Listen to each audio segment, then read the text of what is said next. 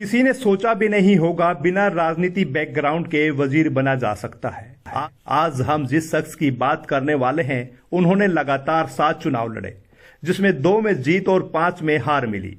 उसके बावजूद भी पिछले 32 वर्षों से हल्के की 36 बिरादरी का साथ लेकर आज भी अपना वोट बैंक जोड़े हुए हैं। जी हां, हम बात कर रहे हैं सफिद्दो हल्के के गांव भुसलाना में चौधरी माईराम के घर 5 अप्रैल 1955 को जन्मे पूर्व मंत्री बचन सिंह आर्य की।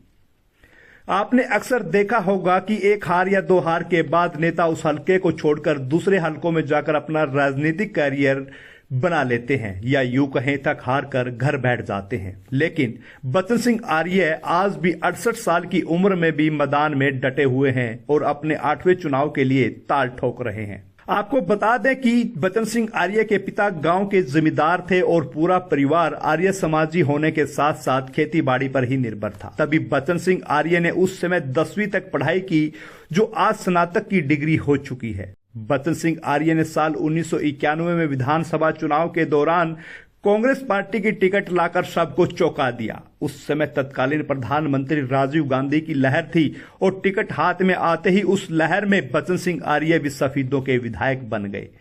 तभी से शुरू हुआ रोजगार और हल्के के विकास का दौर। बचन सिंह आर्य को उस समय 32% वोट यानी 22,030 वोट मिले और जनता पार्टी के रामफल को हराकर विधायक बने। हरियाणा में कांग्रेस की सरकार बनी और भजन लाल प्रदेश के मुख्यमंत्री। तभी कुछ दिन बीत जाने के बाद एक ऐसा संदेश आया कि सफिद्दो को एक तोहफा मिल गया। पहली बार विधायक बने बचन सिंह आर्य को कैबिनेट में राज्य मंत्री का कार्यभार सौंप दिया गया। ये अपने आप में बड़ी उपलब्धि थी। क्षेत्र का विकास करवाने और युवाओं को रोजगार दिलवाने के लिए बचन सिंह आर्य ने सार्थक भूमिका निभाई। साल 1995 में पूरा सफिद्दो क्षेत्र फ्लड की चपेट में आ गया और किसानों की फसलें खराब हो गई, लोगों के मकान ढह गए। तभी बचन सिंह आर्य ने उस टाइम के मुख्यमंत्री भजन लाल से राहत कोष से मुआवजे देने के लिए ट्रेजरी के दरवाजे खुलवा दिए और जिसका जितना नुकसान हुआ था उसको गिरदावरी के माध्यम से जो बना वो मुआवजा दे दिया गया। हल्के में बचन सिंह आर्य की वाहवाही हो गई। आर्य के उस दौर में गांव की चौपालों में ग्रांट दे दी गई, स्कूलों को अपग्रेड किया गया, विकास की तरफ बड़े कदम बढ़ते ही चले गए। लेकिन साल 1996 के चुनाव में हार हो गई।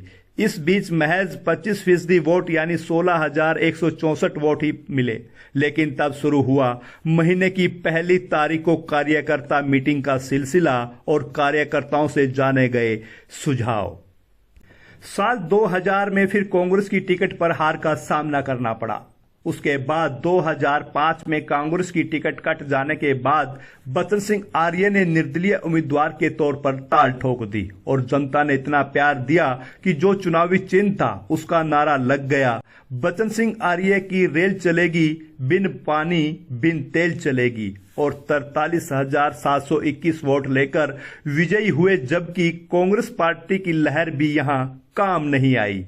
बचन सिंह आर्य ने निर्दलीय विधायक बनकर फिर कांग्रेस सरकार में मुख्यमंत्री बने भूपेंद्र सिंह हुड्डा को अपना समर्थन दे दिया। लेकिन उसके बाद 2009-2014 में फिर हार का सामना करना पड़ा। लेकिन इस बीच बड़ी बात यह रही कि इनका अपना वोट बैंक 23,000 से 25,000 का यूं बचा रहा और 18 से 21% वोट हार के बाद भी मिलते रहे। वर्ष 2019 में कांग्रेस का हाथ छोड़कर बीजेपी का दामन थाम लिया और प्रत्याशी बन गए।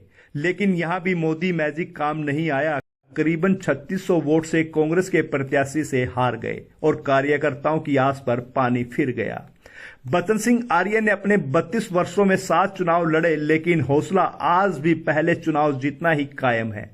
आपको बता दें कि 2024 में होने वाले विधानसभा चुनाव के लिए फिर तैयारी कर ली गई है। इसका जीता जागता उदाहरण 1 अक्टूबर को हुई मासिक मीटिंग में उमड़ा कार्यकर्ताओं का जन सैलाब है, जिसने विरोधियों की नींद उड़ाने का काम किया। अब देखना होगा 2024 के विधानसभा चुनाव में कौन सी रणनीति लेकर राजनीति के पारे को चढ़ाएंगे बचन सिंह आर्य। उज्जवल दर्पण के लिए जोगिंदर बीरवाल की रिपोर्ट।